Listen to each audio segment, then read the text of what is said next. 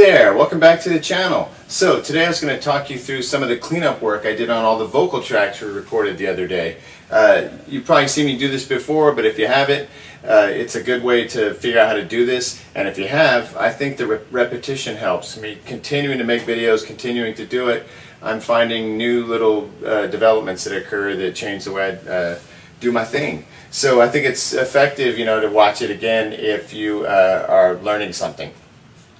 Okay, so I'm going to get into Audacity, do a little bit of cleanup work. I've actually already done it, but I want to show you how easy it is to connect the unit to your Mac. Once you put the driver into the Mac or the PC, whatever you're using, this is an old Mac. I'm going to have to upgrade soon to a brand new one because this thing is like 10 years old, maybe even older. Maybe like as many as 11 years, 12 years old. Okay, so you take the proprietary USB, has the funky kind of square end here. That goes into the machine. Then the regular USB end goes in here, and and I always connect to the last USB, to the end of the computer, because supposedly that's better for audio and video. And since this is audio and video, or audio, so I've got it plugged in also, so I don't waste battery power, and I don't have to worry about interference with wires or anything because we're not recording. Okay, so watch what happens when I plug it in here. It'll come to life. And that's probably the easiest way to get into it, especially if you're running low on battery power. Once you plug into this, you don't have to, power it up. It just uses probably the least amount of power. Now, the options are audio, IF, or reader. We're going to use reader, so you just go down with your wheel, hit enter, and then you're in. And you can open up the icon once you see it on your desktop. If you plugged it in and you never start it up and you never connect it, you can just disconnect like this, and you don't have to worry about losing any data, and you can see it powers off all on its own. Okay, so I'm going to disconnect this and get this out of the way so I don't trip on it. Put that there. Okay, so I'm going to go in and watch these videos. I'll put them up on the screen so you can see them, and I'll just kind of talk you through the process of what happened here. Okay, so the first one I did, I always make a big thing of labeling these, tracks so that I don't get utterly confused later. And so here's Vox 1A.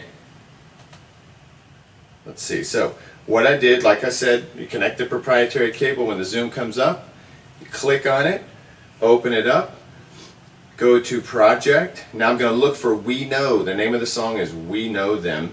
Called it We Know because there's a limit on how many words you can use here.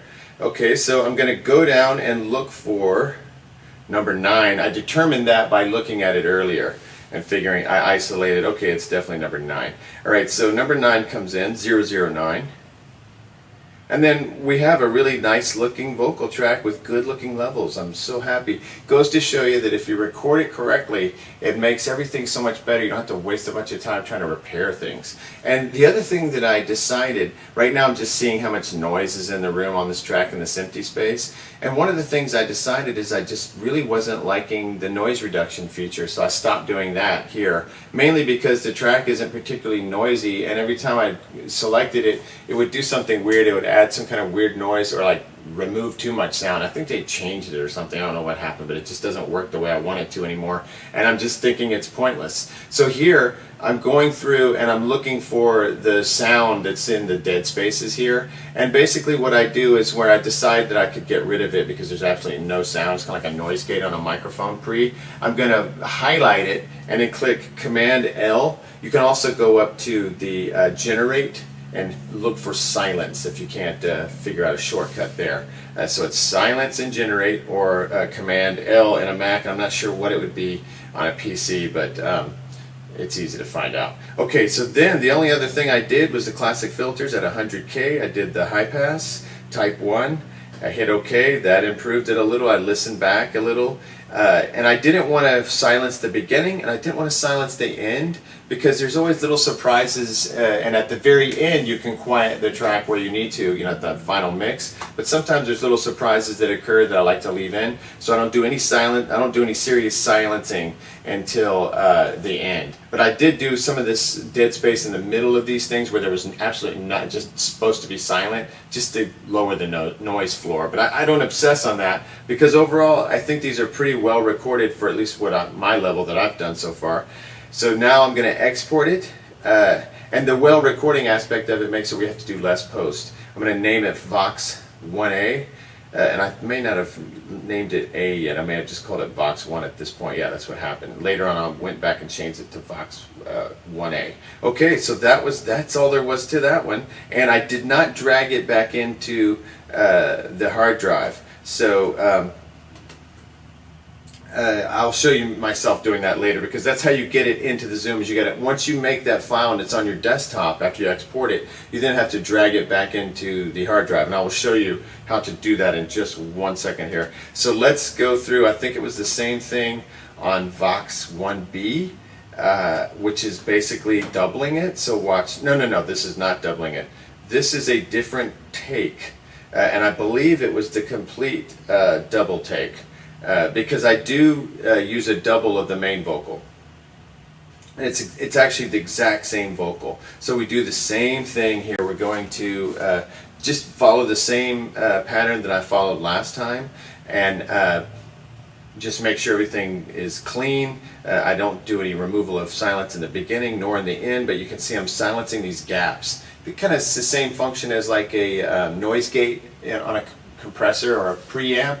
Or like a channel strip on a board. That'll be set in order, like when you sing and you stop, that noise gate recognizes that you're not putting any pressure on the mic and it just goes quiet. So that's how they did it back in the day before they could go back and fix all of it. I put the high pass on this as well. I'm listening back to making sure it's okay. Exporting it out. This time it's called Vox 1B, just so that you know it's a different take that I'm using as a double track. But it's different from the double track on the chorus. This one will probably never get used, or it'll be just down really low. I don't think I'm going to use that one, but I did want to keep it, because I recorded it just in case. You never know what can happen when you get deeper into mixing. Okay, then let's go to double track chorus. So this is all the choruses. Once again, I dragged, this is number, whatever that file was, 12.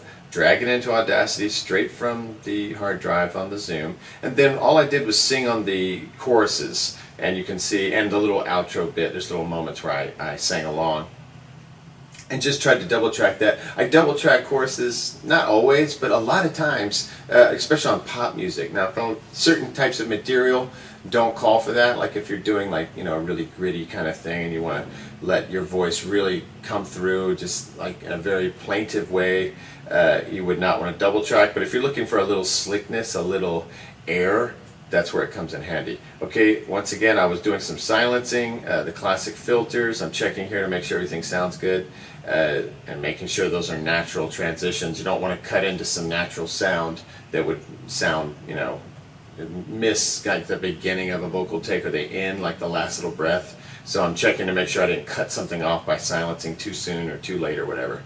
Okay, so then export audio. I'm going to change the name of this to double track chorus, I think, CHR, double TR. So I always put some kind of title that will help me, ascertain what it is later. Okay, so the same thing happened there. And then, let's see, Vox Harmony. Vox Harmony. And one of these, hopefully I'll show how I drag the tracks in when I'm done. So let's see, here's Vox Harmony. It's number 13, mono 0.013, and that is just strictly a harmony on all. I think it was the choruses. I can't remember where I put this harmony in, but I'm going to do the same thing. Going to check to make sure the levels are good, that it sounds good, that it's what I was hoping it would sound like. Then I'm going to silence, here in these gaps, just to, make it quiet in between all those spaces. Here's a big gap I silence. Jumping forward in the video, just checking, make sure everything's okay. And then I'm going to just export. I also did the high pass here as well. I don't show it here because I zoomed past it. But here I am renaming it to Vox Harmony, exporting it out to the desktop. You have to wait just a second, especially with this computer. Okay, and then let's see what I did next. Save changes. No, you don't need changes unless you want to save the project, which I do not. I just want the WAV file so I can bring them into the Zoom. And then look over here, I'm opening up, I'm going to drag these in, all right? And so I'm bringing them in, I'm getting them all kind of organized on the desktop here. Looks like I'm going to rename this to something. I've got the cursor on there. No, I'm not renaming it. I'm going to the audio file. I'll probably open this up in a second to make it easier. Yes, I did. Okay, and then I drag that in. And so you can see what I'm doing here. If you open that audio file, you won't start sticking it in the wrong place, and you'll have to go back and find it later. So open up that audio folder so that when you drag it in, it's going to fall where you want it to. Otherwise, it'll just kind of sit in the Zoom, and it won't be, when you close out and go to your project, it won't be there, and you'll get all upset thinking you did something wrong. And all that really happened is that it just didn't go in the right folder. It's sitting in the Zoom. You just have to go back in and move it into the We Know Them audio folder, whichever, the title of your track. So here I'm dragging all these tracks in. You can see how I'm adding them in. They appear in that little box. You can see them. And then I'm dragging this one here for some reason, Vox 1B. Oh, I was just checking this one. This is the double track. So I get out of that. Let's see, what am I doing? Can't tell what I'm about to do here.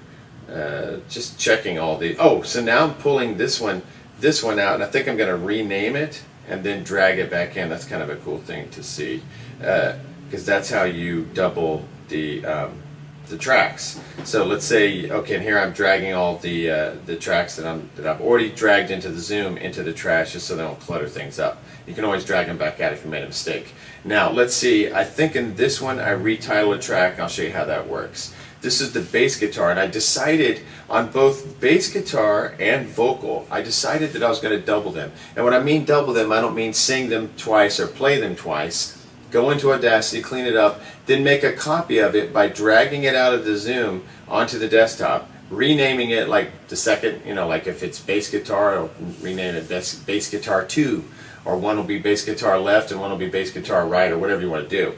Then I drag it back in, and now you have two bass tracks that are identical. We've talked about how the Zoom sometimes doesn't always deliver as far as output, like the gain is funny with it. So this works for me. I've got 24 tracks. I can add another bass guitar in. I can even double it in Audacity, but I found that's a little trickier. I like the natural sound of just two tracks running. You can't tell because they're the same thing. And so it doesn't have any kind of weird chorusy double tracked effect. It's just more gain, more volume, and it feels full as opposed to trying to push so hard with the one track. Having the two tracks just gives it a fullness. I do the same thing usually on the lead vocal, and also usually the lead vocal. Okay, so lead vocal, bass, and the drums. All the drums get doubled. And once again, it's not a double track, it's just a copy. And watch, I think I'm going to do that here. So here's the bass guitar. I'm looking for We Know Them. I'm going to open it up. There's the audio folder. I open that up. And I'm going to pull bass guitar out. I don't have to do anything with it because I believe I've already done all the work. I'm just going to rename it bass guitar 2 or something that's what I called it. And I drag it. Make sure you drag it back into that. You want to watch it load right under bass guitar. See, I've got the cursor there to show you. You want to make sure it loads right there, not somewhere else. So I'm going to get rid of it so there's no confusion later. Pop out of it, drag that to the desktop, to the trash. Make sure it disappears. It's going to take forever. This machine's really slow. I'm re-dragging again, but it doesn't help. You just sit and wait, sit and wait, sit and wait. Finally it disappears. There it goes. And good. All right, so then you have two bass guitars in there. And it really helps. You'll see what I mean when you try doing it. If you're having a problem where, like for me, in this song, the bass felt a little anemic. I was trying to lift it up. I kept messing with the gain. I lifted it all the way to 100 here. I tried to push it a little, like to 105, and that sounded a little almost like distorted.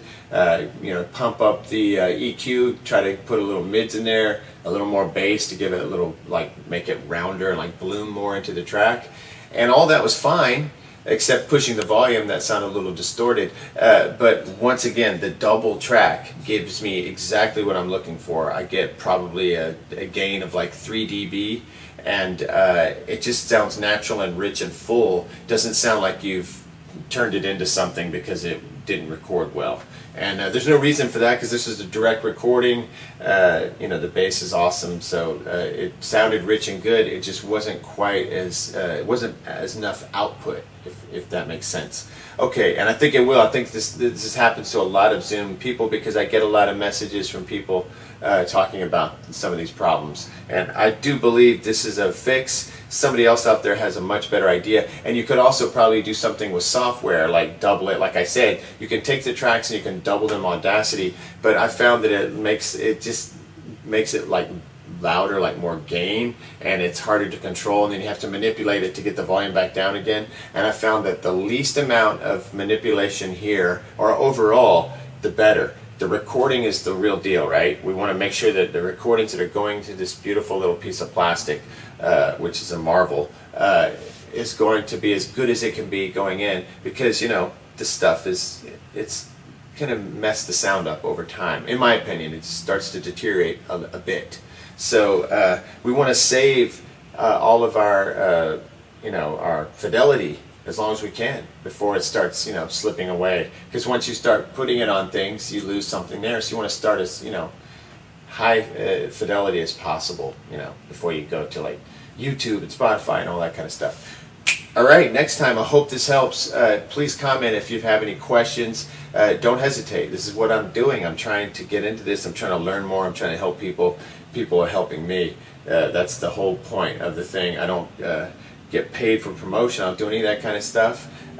It's a tiny channel. So let's just work together and do some cool things. All right, next time.